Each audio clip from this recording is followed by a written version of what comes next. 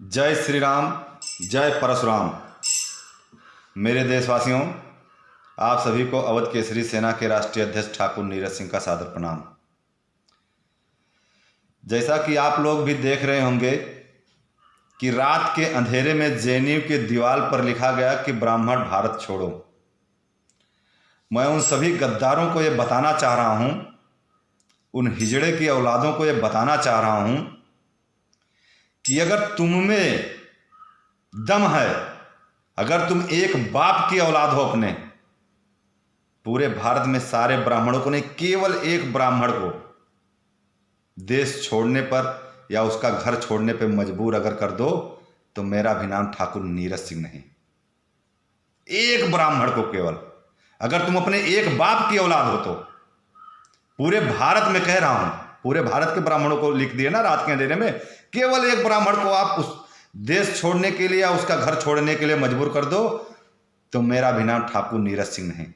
मैं भी क्षत्रिय कुल से नहीं, मैं कभी जात पंथ मजहब पे कभी नहीं आया हूं, लेकिन आज मैं कह रहा हूं क्योंकि जब अत्याचार अधिक हो जाता है और जब हद की पराकाष्ठा को पार कर देता है अन्याय, तो वहां पर जो है कड़े शब्द अख्तियार करने पड़ते हैं। मुझे भी गर्व है कि मैं क्षत्रिय कुल से हूं और कहूं स्वभाव न कुल है प्रशंसी और काला हो डरे न रण रघुवंशी।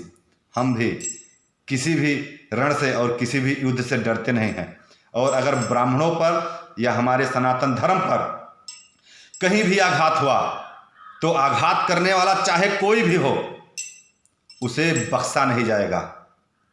और जो लिखे हैं उनकी शक्ल देखो, उनकी शक्ल देखो, ऐसा लग रहा है कि 7 पुश्त उनके हिजड़े थे। कायरों, ऐसा मत करो।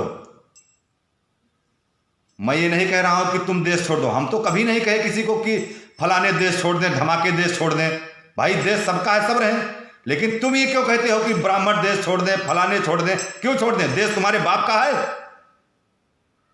हद में रहो, अगर कायदे में रहोगे तो फायदे में रहोगे, और सीमा अगर क्रॉस किए ना तो अन्याय ज्यादा सहन नहीं होगा। सठे साठ्यम समाचरे, दुष्ट के साथ दुष्टता अनिवार्य है, और जब ये नीति और रीत हम अपना लेंगे तो तुम कहीं भी मुंह दिखाने लायक नहीं रहोगे। इसी के साथ मैं अपनी वाणी को विराम दे रहा हूं, लेकिन एक बात ये सोच लो कि कायदे में रहोगे तो फायदे में रहोगे, बस।